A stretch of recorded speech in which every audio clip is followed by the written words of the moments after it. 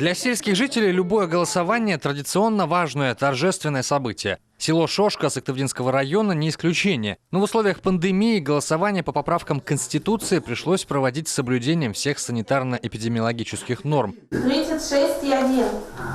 Машка.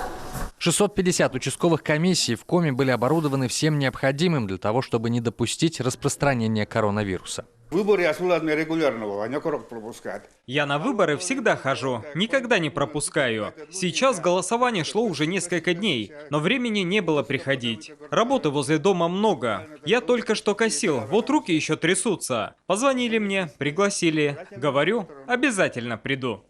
Бесконтактность стала лейтмотивом голосования, поэтому такие строгие требования и к голосующим, и к членам комиссий. И поэтому же процесс волеизъявления граждан было решено растянуть на целую неделю, чтобы не допустить больших скоплений людей. Это сработало. Явка скакнула 25 июня и равномерно снижалась вплоть до 1 июля, где опять произошел всплеск. Голосование по поправкам Конституции выявило одну интересную закономерность. Мы, конечно, раньше знали, что жители сельских территорий голосуют активнее, чем городские, и выборы на разных уровнях это всегда показывали. Но интересный момент в том, что главный день голосования пришелся на 1 июля. Это самый разгар кормозаготовок. И даже во время сенокоса сельские жители проявили большую сознательность и обошли городских по явке. Среди лидеров Усть-Вымский, Кайгородский, Прилузский районы. Здесь явка больше 60%. При среднем показателе в республике около 52%. В аутсайдерах северные города – Воркута, Усинск, Инта. В целом же по северо-западу, как сообщили в региональном избиркоме, у Коми средний результат. Было подсчитано 339 772 бюллетеня. Против внесения поправок в Конституцию высказались более 115 тысяч человек, без малого 34%. А вот за 65% или 221 тысяча.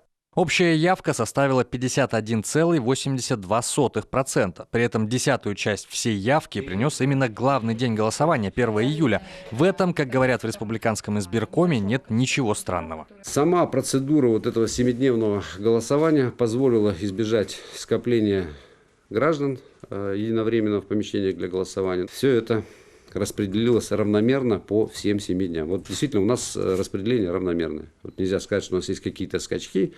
Да, последний день 10%, но это ожидаемо, потому что для многих граждан все-таки голосовать в единый день или в один день – это привычка. Тем более, что финальный день голосования, в отличие от остальных, был выходным. Именно 1 июля, кстати, голосовали те больные коронавирусом, кто сейчас находится на лечении. Для этого специально в красной зоне были организованы участковые избирательные комиссии, а их членами были сами врачи. На более традиционных участках для голосования работали наблюдатели от всех политических партий и Общественной палаты Коми. Они должны были не допускать нарушений. 7-дневный марафон стал настоящим испытанием для избирательных комиссий по всей республике. В участковых избирательных комиссиях работают люди, которые имеют другую работу. Да?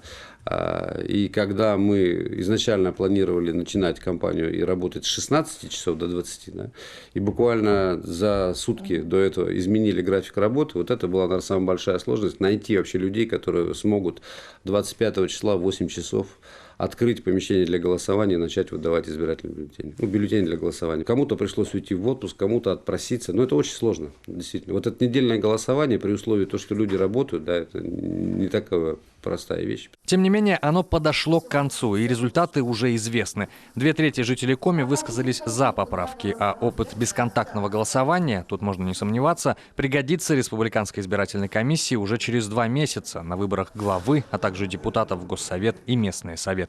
Евгений Стокас, Елена Кононова, Алексей Паршуков и Олег Юшков, телеканал Юрган.